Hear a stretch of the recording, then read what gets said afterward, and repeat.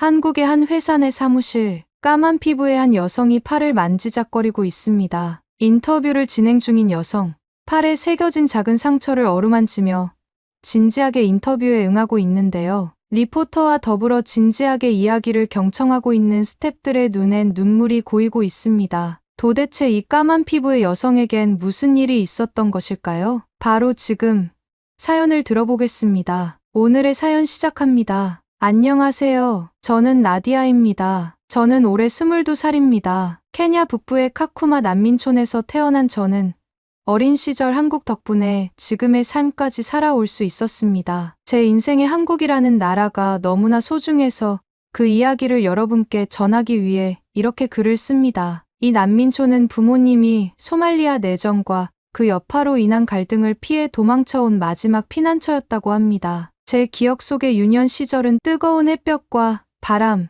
그리고 황갈색 흙먼지가 가득한 마을로 채워져 있습니다. 저희 아빠처럼 마을의 남성들은 아침마다 마을을 오고 가는 픽업 트럭을 타고 수백 킬로를 차를 타고 벗어나서 가족들의 생계를 위해 굳은 일을 하시고 돌아오시곤 했습니다. 굶주림에 허덕이면서도 저희 부모님은 뱃속에 저를 위해 온갖 노력을 다하셨다고 합니다. 나중에 알게 된 사실이지만 엄마는 저 이전에 한 번의 유산을 경험하셔서 저만큼은 잃고 싶지 않다고 하셨습니다. 그렇게 저는 부모님의 보살핌 아래 세상에 나올 수 있었어요. 그러나 제가 3살이 되던 해에 부모님께는 잊을 수 없는 끔찍한 기억이 남았다고 합니다. 그 해, 저는 심하게 아팠다고 해요. 너무 어렸을 때라 그때의 고통은 제 기억에 남아있지 않지만 부모님의 이야기를 통해 그리고 제 팔에 새겨진 작은 흉터가 그 기억의 흔적으로 남아 있었을 뿐이었죠. 엄마는 가끔 말하곤 합니다. 나디아, 내가 3살 때 정말 심각했단다.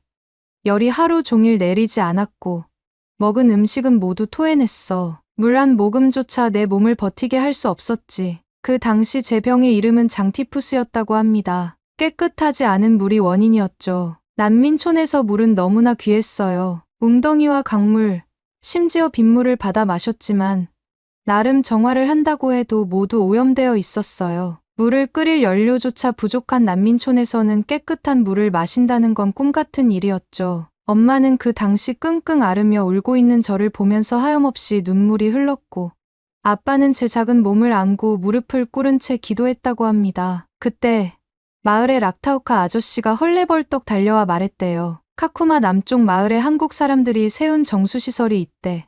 깨끗한 물을 나눠주고 병에 걸린 사람도 약을 받을 수 있다더라. 부모님은 그 말을 듣자마자 저를 낡은 천에 감싸 출발 준비를 했대요. 아빠가 아침마다 출근하던 트럭 사장님에게 사정사정을 해서 트럭을 타고 남쪽 마을로 향했대요. 뜨거운 사막의 태양 아래에서 수백 킬로미터를 달리며 엄마는 온몸으로 태양빛을 가리며 저를 안고 가셨습니다. 열을 식히기 위해 이마를 연신 쓸어내리며 나디아, 조금만 더 버텨. 우리 곧 도착할 거야. 라고 속삭이셨대요. 드디어 도착한 그곳은 부모님께 한 줄기 희망과도 같았습니다. 하얀 물탱크에선 깨끗한 물줄기가 흘러나오고 임시 텐트가 설치되어 있는 곳에서 한국이라는 나라에서 왔다는 사람들을 목격했다고 합니다. 그들은 부모님께 깨끗한 물과 약을 주며 저희 몸을 회복시키기 위해 필요한 것들을 알려주었고 임시 병상에 저를 눕히고 경과를 지켜봐줬다고 합니다. 엄마는 지금도 그 순간을 기억하며 눈물을 글썽입니다. 나디아,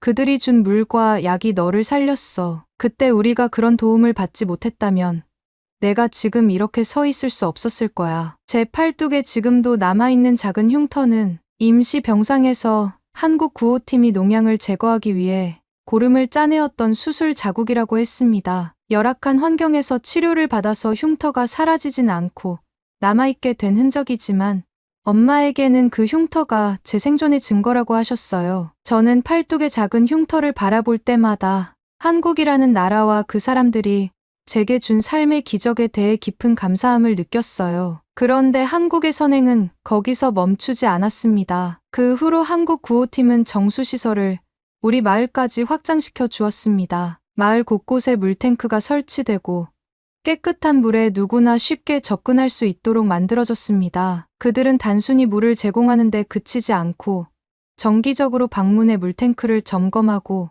주민들에게 위생 교육과 간단한 의료 지원도 아끼지 않았습니다. 부모님은 마을 주민들과 함께 시설 관리 교육을 받으셨고, 이를 통해 우리 마을은 점점 더 자립할 수 있는 기반을 갖추게 되었습니다. 제가 건강해진 이후에도 한국 구호팀의 지원 아래 삶은 더욱더 나아졌습니다. 깨끗한 물을 떠오기 위해 물통을 들고 물탱크로 갈 때마다, 물탱크에서 깨끗한 물을 받을 때마다 엄마가 하던 말을 계속 되새기게 했죠. 깨끗한 물 덕분에 제가 건강히 자라게 되었고, 마을의 주민들이 더 나은 삶을 향유할 수 있었던 겁니다. 가끔 이웃들은 저를 보고 행운아라는 말을 많이 내뱉었어요. 제가 아프지 않았다면 저희 마을에 이런 시설들이 지원이 들어오지도 못했을 거라고 하더라고요. 저는 마을의 어르신들에게 예쁨을 받으며 자라게 되었습니다. 저는 점점 자라가면서 한국 구호팀의 지원이 단순히 저를 살리는데 그치지 않고 우리 마을 전체의 삶을 변화시켰다는 것을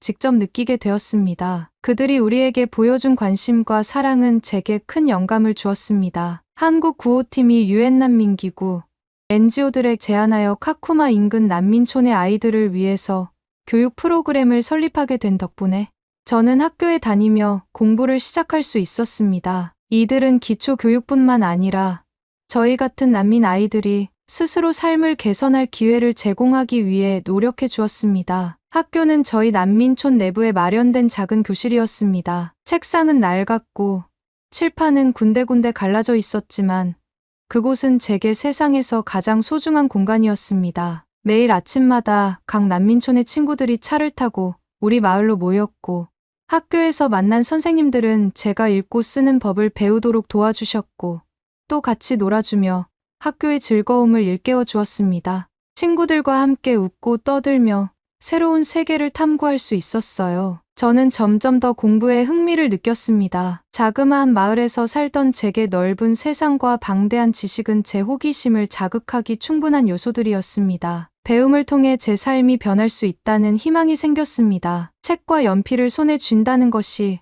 얼마나 특별한 일인지 매일 깨달으며 학업에 매진했죠. 어릴 적 병을 앓아서 죽다 살아났다는 부모님의 말씀을 들을 때마다 제 생명이 소중함을 느꼈고 그 소중함이 무럭무럭 자라 책과 연필을 쥐고 있었으니까요. 그리고 무엇보다도 어릴 적부터 우리를 도와주었던 한국 구호팀이 주기적으로 마을에 방문했을 때마다 저는 그들과 소통하기 위해 한국어도 배우기 시작했습니다. 구호팀의 한 직원이 저를 위해 간단한 한국어 단어를 적어주며 가르쳐 준 적도 있습니다. 안녕하세요와 같은 기본 인사말부터 물품 상자에 적힌 한글을 읽는 법까지 저는 그들과의 소통을 통해 언어를 조금씩 익혀갔습니다. 저는 한국어를 배워서 언젠가 꼭 그들에게 감사 인사를 하고 싶었어요. 저의 작은 열정은 저를 더 노력하게 했습니다. 한 번은 한국 구호팀이 모두 떠나고 난 후 가져왔던 물품 상자에 적힌 한글을 소리 내어 읽으려고 머리를 쥐어짜며 애쓰던 기억이 아직도 생생합니다. 시간이 흘러 저는 카쿠마를 벗어나 인근 도시의 고등학교로 진학할 수 있었습니다. 이 기회는 한 NGO의 지원 덕분에 가능했습니다. 저는 뛸듯이 기뻤고 때마침 저희 마을을 방문했던 한국의 구호팀에게 이 이야기를 자랑했죠. 한국 구호팀은 저를 축하해 주었고 저는 기분이 너무나 좋았습니다. 그리고 다음 날 구호팀의 자원봉사자로 온 지윤이라는 언니가 저를 불렀어요. 저는 해맑은 웃음을 보이며 언니에게 다가갔죠. 나디야, 고등학교 들어간다면서? 너무 잘 됐다. 앞으로 공부 꾸준히 하고 훌륭한 사람이 되어서 여기 있는 모두를 위해 힘써야 해. 알겠지?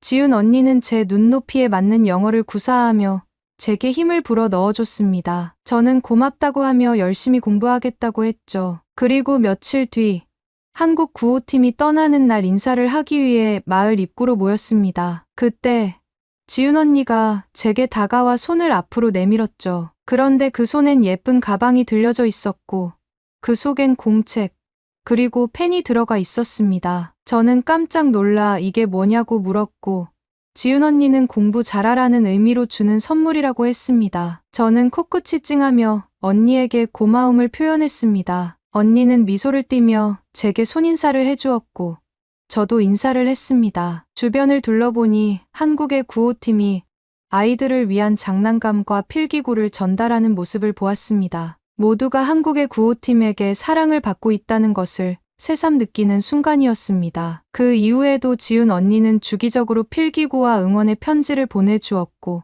저는 그 감사함을 마음에 새기며 더 열심히 공부에 임했습니다. 학업에 충실히 할 때마다 저는 더욱더 흥미진진해졌습니다. 공부는 단순히 지식을 얻는 것을 넘어 제게 자립의 길을 열어주는 열쇠가 되어주는 것 같았습니다. 그러다 보니 더욱 공부를 즐기게 되었고, 삶의 목표도 하나둘씩 정해지기 시작했습니다. 그중 가장 이루고 싶은 꿈은 바로 어릴 적부터 꿈꿔왔던 한국과 케냐를 잇는 가교가 되고 싶다는 꿈이었습니다. 한국에게 제 삶을 행복하게 해주었다는 것에 대한 고마움을 갚고 싶은 마음이 항상 들었기 때문입니다. 그것 때문이었을까요?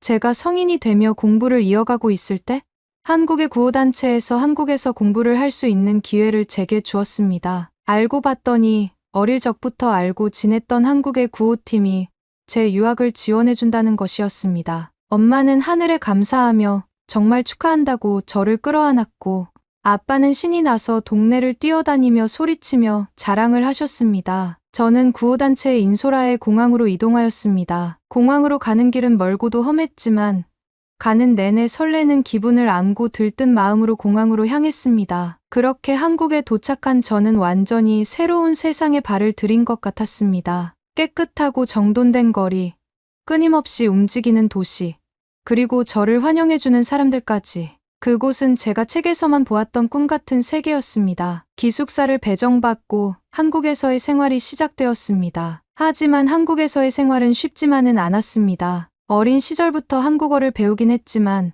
발음과 억양을 정확히 구사하는 것은 여전히 어려웠습니다. 특히 긴 문장을 말할 때면 자주 단어를 잊어버리기도 했습니다. 이러한 언어적 장벽에 더해 문화의 차이, 그리고 새로운 환경에 적응하는 데 많은 노력이 필요했습니다. 그러나 저는 포기하지 않았습니다. 대학 강의실에서 밤늦게까지 공부하며 한국어 학당을 나가면서 틈틈이 한국어를 더 완벽히 배우기 위해 노력했습니다. 제가 한국에 올 수 있도록 도와준 사람들에게 보답하기 위해서라도 반드시 성공하고 싶었습니다. 그러던 어느 날 뭔가 모르게 외로움이 느껴지기 시작했습니다. 한국의 외국인 친구들과의 생활이 외로움을 잊게 해줄 줄 알았지만 그것은 오래가지 않았죠. 그리고 특히 한국에서 물을 마시기 위해 정수기를 바라볼 때면 고향의 부모님이 생각이 났습니다. 깨끗한 물을 마실 때마다 제가 아팠을 때 고생하신 부모님, 깨끗한 물이 마을에 나올 때 환호하던 부모님의 얼굴이 계속 떠올랐습니다. 평소 연락을 취하려고 해도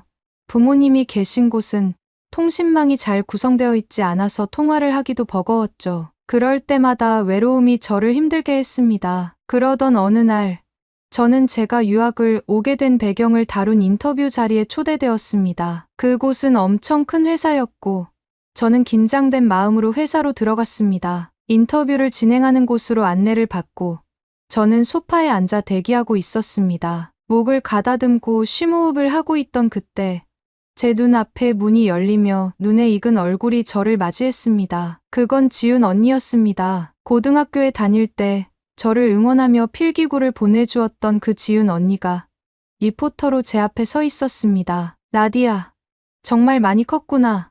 이렇게 한국에서 만나게 될 줄은 몰랐어. 그녀는 반가운 표정으로 다가왔고 저는 너무 놀라 잠시 말을 잊었습니다. 지윤 언니, 정말 반가워요.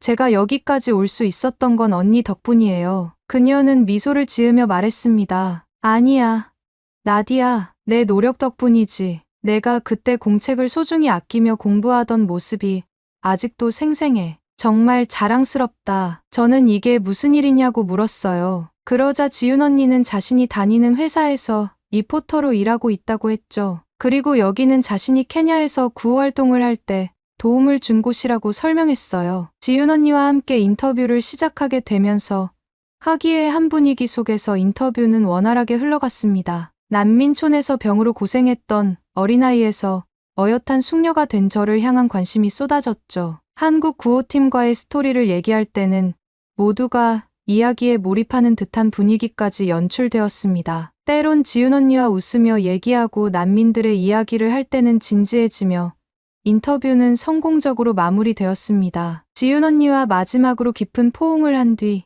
스태프들과 인사를 나누고 있던 그때 웬 중년의 한국 남자가 제게 다가왔습니다. 저는 의아했지만 그분이 묵묵히 저를 바라보고 있어서 제게 무슨 할 말이 있나 싶었죠. 그때였어요. 그는 조용히 제 팔뚝을 바라보며 말했습니다. 잘 아물었네요. 이쁜 흉터입니다. 그 말은 한순간 모든 것을 멈추게 했습니다. 저는 놀란 눈으로 그를 바라보며 떨리는 목소리로 물었습니다. 이 흉터를 어떻게 아세요? 그는 미소 지으며 대답했습니다. 나디아, 절 못 알아보는군요. 제가 3살 때 당신을 치료했던 사람입니다. 당시 당신은 많이 아파하며 울기만 하던 울보였죠. 당신의 병이 나을 때까지 제가 간호를 했었어요. 지금은 제가 이 지원 사업을 책임지고 있습니다. 그 순간 제 머릿속은 어린 시절의 기억과 부모님의 이야기가 하나로 연결되었습니다. 어머니가 항상 말씀하시던 저를 살리기 위해 헌신적으로 도와준 그분이 바로 제 앞에 나타난 것이었습니다. 그는 단지 저를 구해준 사람이 아니라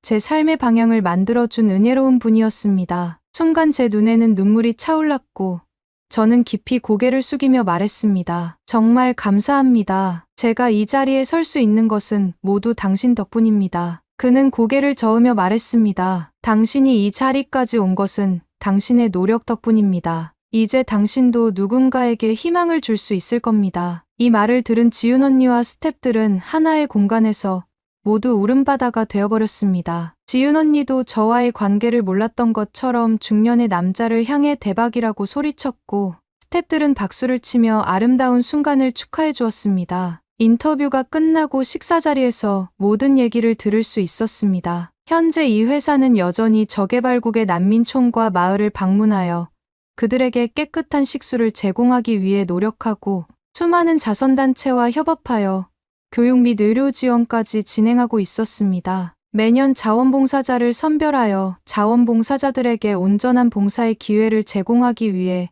모든 경비를 지원하였고 지윤 언니도 그 중 한 명이었죠. 중년의 남자는 인터뷰가 있다는 결제 서류를 확인하다가 낯이 익은 이름이 보여서 인터뷰 현장을 찾아왔다고 해요. 긴가민가 했지만 얼굴만 보고도 저임을 확신했다고 하더라고요. 어릴 적 초롱초롱한 눈망울이 아직까지 나디아가 가지고 있어서 단번에 알아봤어요. 아기였을 때는 그 눈빛에 눈물이 한가득이었는데 지금 당신의 눈망울엔 기쁨과 행복이 가득하네요. 그의 말은 제 마음 깊은 곳에 따뜻한 불씨를 심었습니다. 저를 구해준 그날의 작은 물 한 방울이 어떻게 제 삶을 바꿨는지, 그리고 제가 또 다른 누군가의 삶을 변화시킬 수 있다는 사실을 깨닫는 순간이었습니다. 식사 자리를 마치고 기숙사로 돌아가는 길, 제 팔뚝의 흉터를 다시 바라보며 저는 조용히 다짐했습니다. 이제는 제가 희망의 다리가 될 차례라고요. 오늘의 사연은 여기까지입니다. 최근 비상계엄령 선포 이후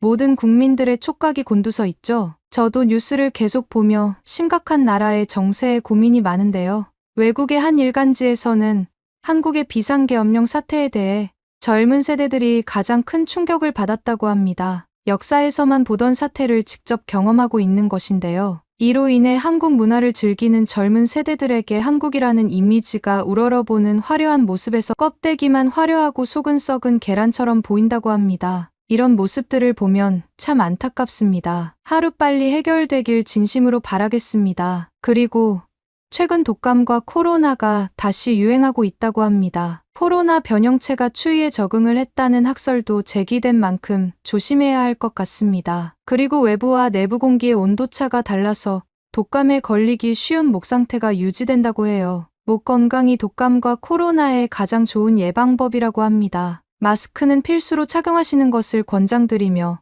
목을 마르게 하는 차나 커피는 되도록 멀리하고 미온수 섭취로 목을 항상 촉촉하게 유지해주는 것이 좋다고 해요. 여러분이 아프지 않고 항상 건강하길 진심으로 바랍니다. 그리고 오늘의 이야기가 마음에 드셨다면 구독, 좋아요 부탁드리겠습니다. 다음엔 더 좋은 사연으로 여러분을 찾아뵙겠습니다. 시청해 주셔서 감사합니다.